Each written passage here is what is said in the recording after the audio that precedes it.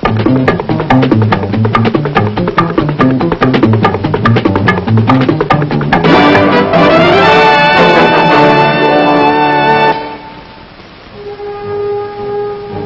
nearly 2 centuries, these hills overlooking the Connecticut River at Springfield, Massachusetts, have been the home of the famed Springfield Armory.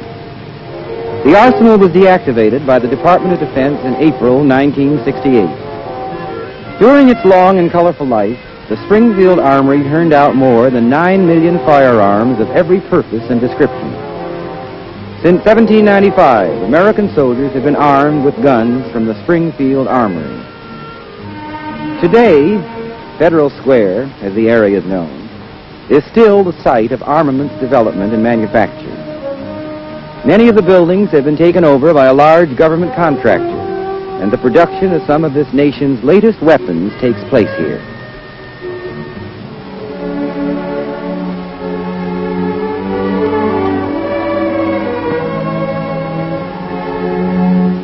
Some of the buildings of this National Historical Landmark have been given over to the Springfield Technical Community College. The former headquarters of this military post now house the dean's office and the various administrative offices. Flanking both sides of the parade ground are the old officers' quarters, which now serve as study halls for the various technical subjects taught here. Well, the ground on which I'm walking is rich in the history of our country.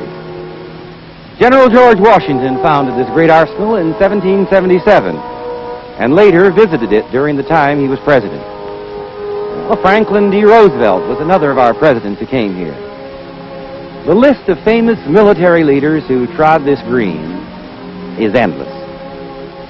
The beloved poet Henry Wadsworth Longfellow, after a visit, composed a special poem about the arsenal. That building was the main arsenal. In 1871, the commanding officer, Colonel J.G. Benton, officially created an ordnance museum, and today it occupies all of the building. It is called the Springfield Armory Museum and contains more than 11,000 firearms and other weapons gathered from every corner of the globe. It is one of the largest collections of military arms in the world.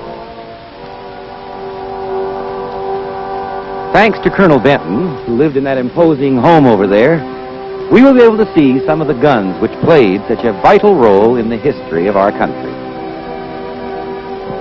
Like the thousands who come here to find out about the development of our military weapons over the years, let us too see the guns at Springfield.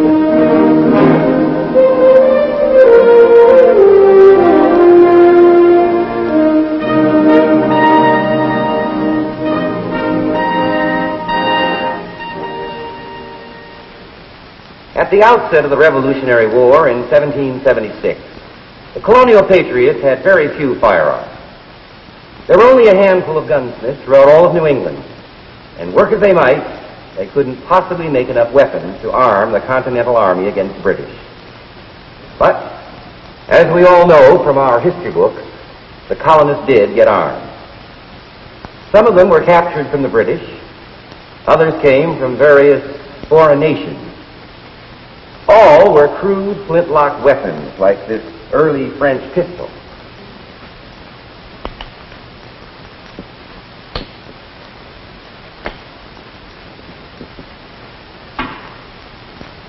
The story of firearms development in America is a fascinating saga of our Army's history.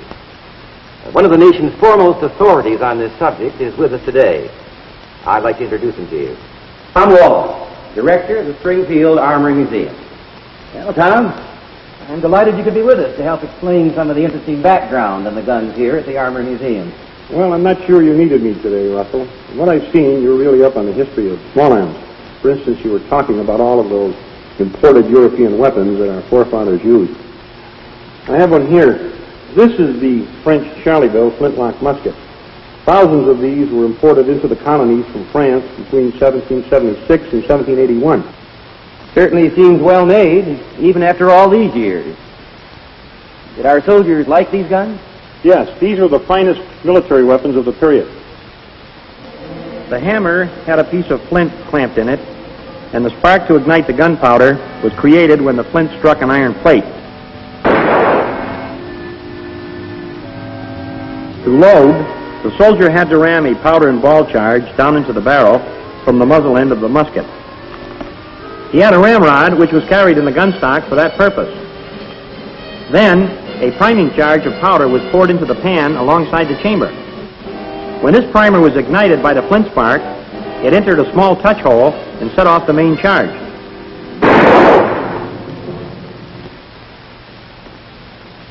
What did the Springfield Armory have to do about all this? During the Revolutionary War, I mean. Well, the Continental Army stored firearms and powder here. However, the main purpose of the Army during this period was the manufacture of this paper cartridge, which was used in the Army musket. It wasn't until April of 1794 that Congress enacted legislation that established the Springfield Armory and directed that weapons be manufactured and stored here. When did they make the first gun here at Springfield? It was a flintlock musket in 1795. Come over here and I'll show you.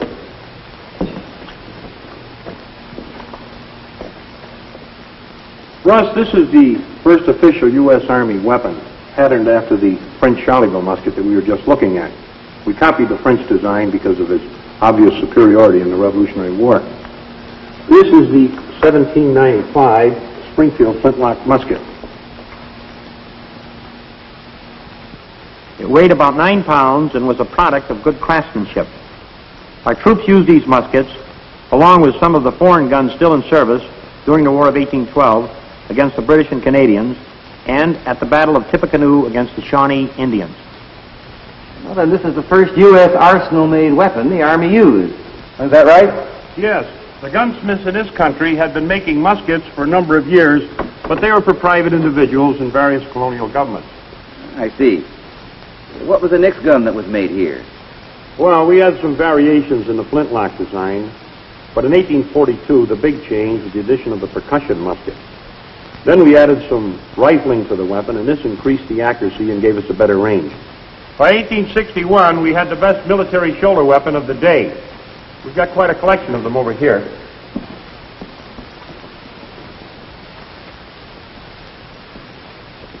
Incidentally, it was a display of this type which inspired Henry Wadsworth Longfellow to write the poem, The Arsenal at Springfield. Before the Civil War, he brought his bride here for a visit, and she remarked that these stands of guns reminded her of a great pipe organ. I guess he was pretty impressed, because there were some 50,000 muskets stored here at the time, and the hall was filled with racks like this one. If you've never read the poem, here's the first stanza. This is the arsenal. From floor to ceiling, like a huge organ, rise the burnished arms. But from their silent pipes, no anthem pealing startles the villages with strange alarms. Henry Wadsworth Longfellow, 1843.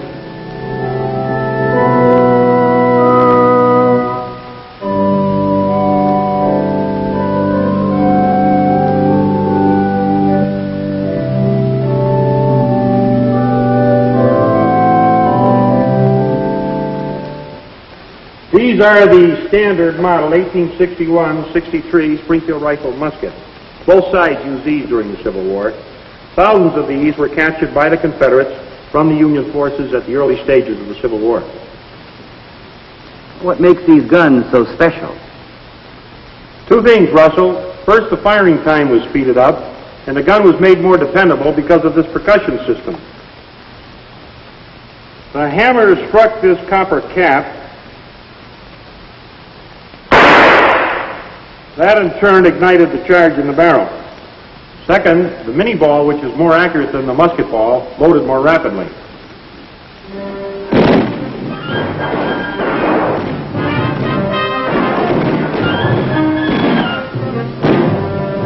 Despite the fact that these rifle muskets still had to be loaded from the muzzle end of the gun, they were a great improvement over the old flintlocks.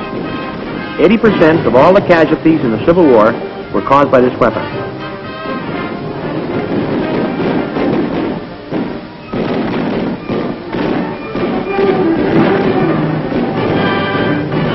The 10th Massachusetts Battalion of Artillery from Worcester, the 1st Connecticut Volunteer Infantry from South Windsor, and the 14th Connecticut Volunteer Infantry from Glastonbury put on a demonstration of these old weapons.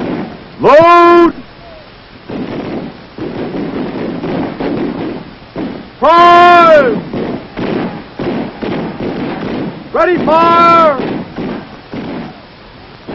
Fire!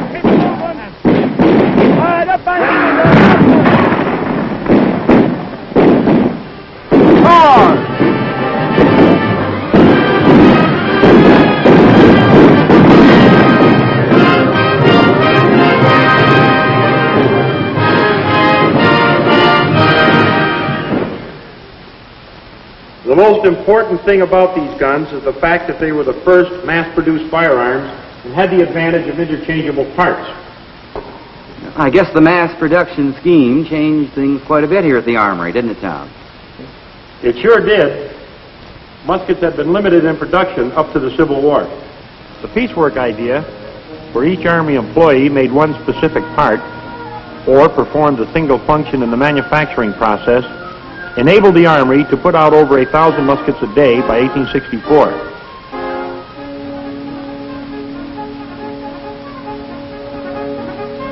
Some 3,000 employees were used on the production lines.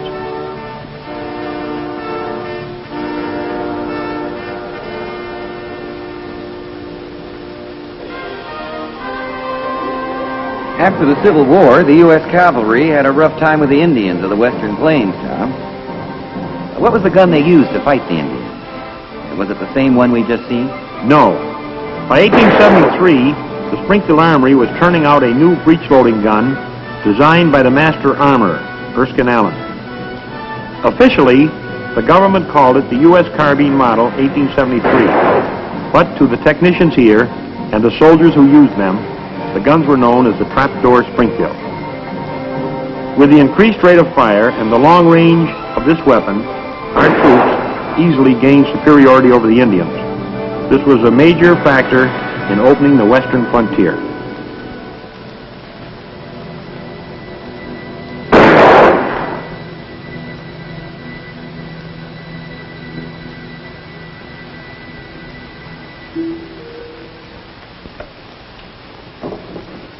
Speaking of the cavalry, Russell, here's a famous revolver which was issued to all cavalry officers in those days. Ah, yes. 45 caliber Colt Peacemaker. This was one of the great handguns of all time, wasn't it? Yes, it was. Old Sam Colt really designed himself a winner when he put out the six-shooter. It came in different barrel lengths, and a revolving cylinder bringing each cartridge under the hammer was practically foolproof. As a standard sidearm issued by the Army, it had no peer. It's been almost 100 years since this gun first appeared. Today's revolvers still work on the same principle. Yeah, that's what I call a good gun design. Well, Russell, the Army has always been interested in good gun design. Come over here and I'll show you an interesting example.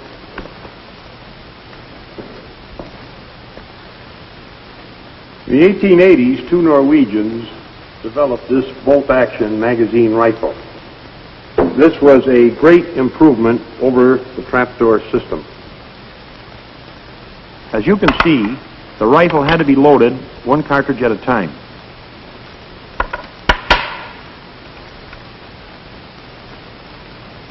On the other hand, this Norwegian design permitted the loading of several cartridges at one time. And to fire each one, all the soldier had to do was to work this bolt. It ejected the spent cartridge and placed a fresh load into the chamber in one easy motion. In 1892, the Army was impressed with this design and paid the two Norwegian inventors a royalty of $1 per gun to have the Springfield Armory produce the weapon for standard U.S. Army issue. More than 300,000 of these rifles were manufactured here. This was the first time since the Shalleyville musket that the U.S. Army had adopted a foreign weapon for their military service.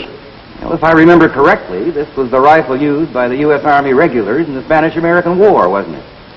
That's right. And in the Philippine Insurrection and the Box Rebellion. But that brings to mind another great weapon that revolutionized the Army's weapon system. In July of 1898, a new close support weapon was used against the Spanish at Santiago, Cuba. The Gatling gun, invented by a doctor of medicine, James Gatling, gave the American troops superior firepower.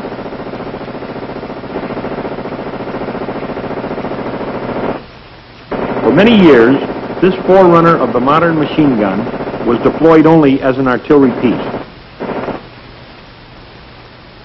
It was an Army captain, Dan Parker, who devised a way to use it as a close support of infantry. His theories were proven at Santiago and later adopted by European tacticians in the trenches of World War I.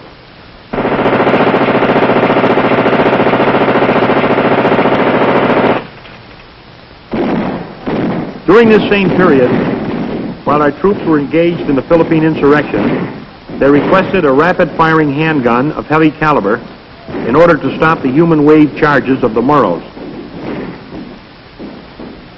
The fierce Filipino warriors would dope themselves up and charge in a frenzied fury. Our troops needed a large bullet like this to keep the enemy from reaching them. This is the automatic pistol that was developed by John M. Browning. Like the earlier Colt revolver, this is a design which has stood the test of time. Since 1911, the Browning pistol has been the U.S. Army basic sidearm.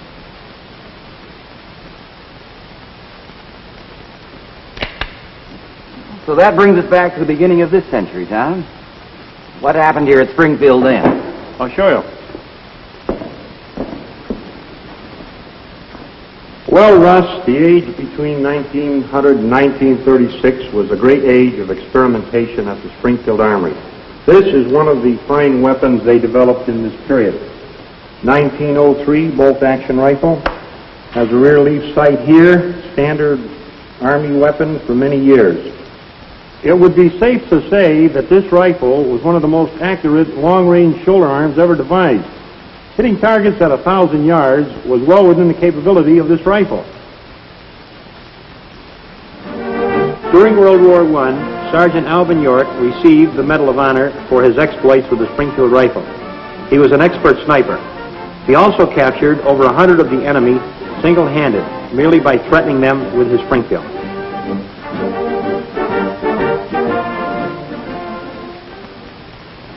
Yes, I remember this rifle very well. Here's a converted rifle that very few people have ever seen.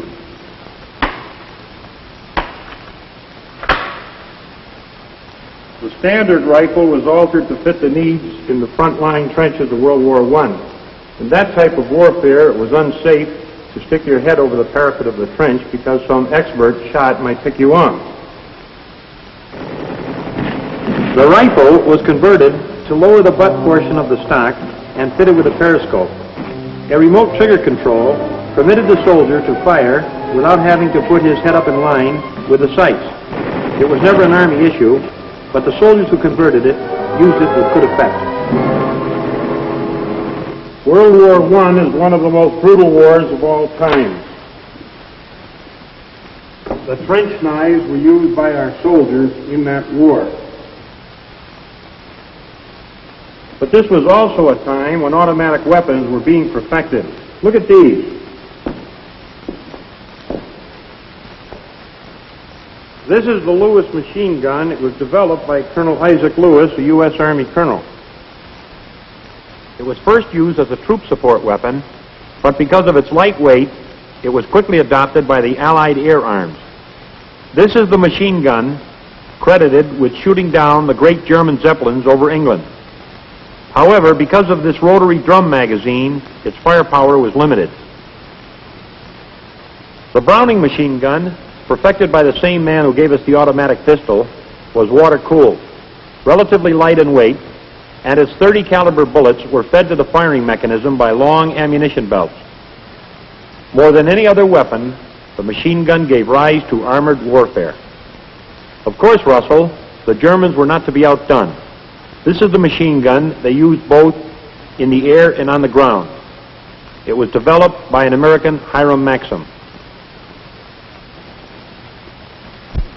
In the mid-1930s, the world-famous M1 Garand semi-automatic rifle was developed here at the Springfield Armory by one of our engineers, John Garand.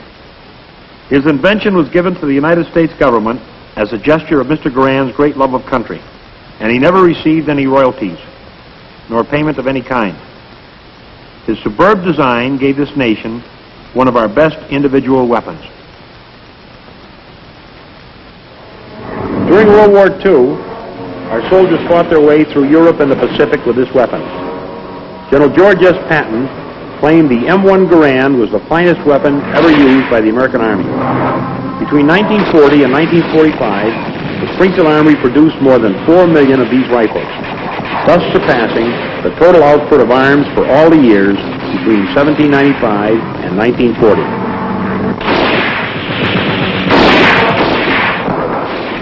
And that wasn't all. U.S. Army troops carried the M1 right into the Korean conflict. General Douglas MacArthur said the M1 even outperformed the wonderful model 1903 Springfield, not only for its rate of fire, but for accuracy and rugged dependability. Here's something. It seems that the period from 1936 to 1957 was a very eventful 21 years in the science of weaponry. What with semi-automatic rifles and all. Yes, a lot of new weapons appeared during those years, and these are some good examples. The bazooka, a rocket launcher, was a revolutionary development and was introduced in Tunisia early in World War II. For the first time, the infantry had a shoulder weapon designed to penetrate tank armor.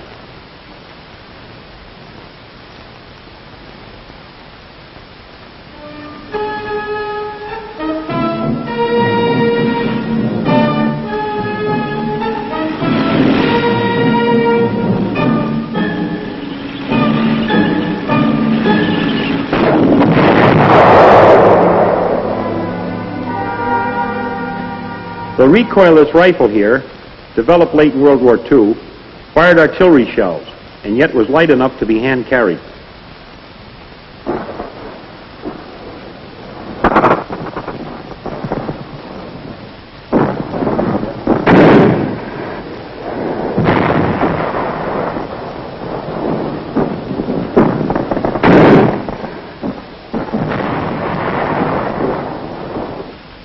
This is the .50 caliber Browning.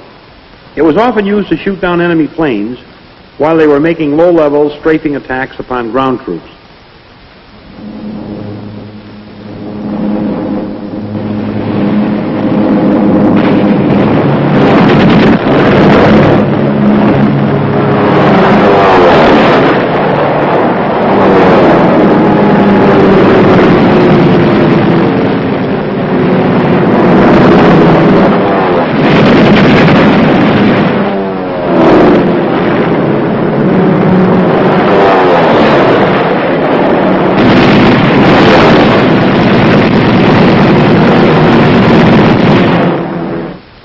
I know the .50 caliber machine guns are being used by the Army today. So that brings us up to the present era of weapon development, doesn't it? Yes, Russ. Between 1957 and the present time, the automatic arm has reached a high state of perfection. The Springfield Armory played a key role in this development. Soon after the fighting ended in Korea, the M14 automatic rifle became the standard Army shoulder arm, replacing the M1 Garand. It was capable of firing 750 rounds per minute and weighed approximately 9 pounds. When our troops first went to Vietnam, this is the weapon they carried. For real hand-carried firepower, however, nothing can equal the rugged M60 machine gun. It is relatively easy to carry, has a high rate of fire, and uses ammunition in a range of weights for good penetration of heavy brush and undergrowth. It is one of the Army's most useful weapons. In the airborne operations in Vietnam, it serves as a prime item of armament on our assault helicopters.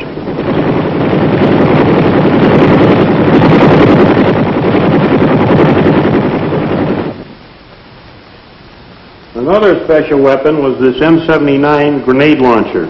It was used to reach out and hit the enemy when he was too far away for our soldier to throw a hand grenade, and yet too close in to call for air support or artillery. Using big shells, it loads like a shotgun. It's very effective and amazingly accurate. The soldiers depend on this quite frequently. And finally, we have the prototype of the M16, which is used in the jungles today.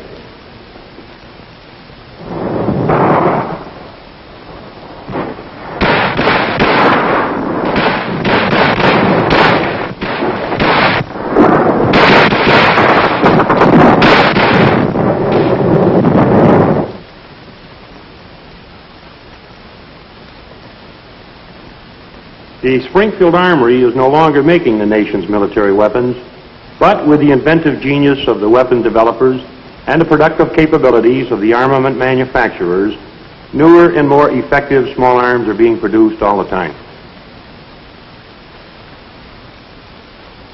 Among the many new weapons designed to help our Army do its job is this rather small automatic gun. It bears a startling resemblance to the old Gatling gun, and indeed works on much the same principle. The developers of this new weapon call it the Rapid Fire Minigun. Watch this.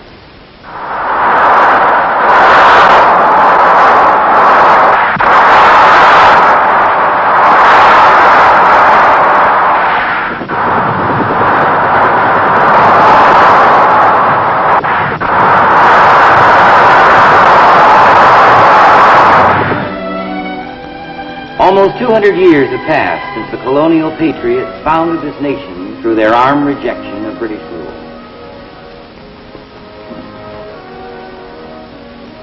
From flintlock muskets to rapid-fire miniguns is a long, long way. But in every step the American soldier has taken in the defense of free men, he has been armed with the finest weapons carried by any fighting man in the world. He has been secure in the knowledge that he would be back in war and in peace with the guns at Springfield.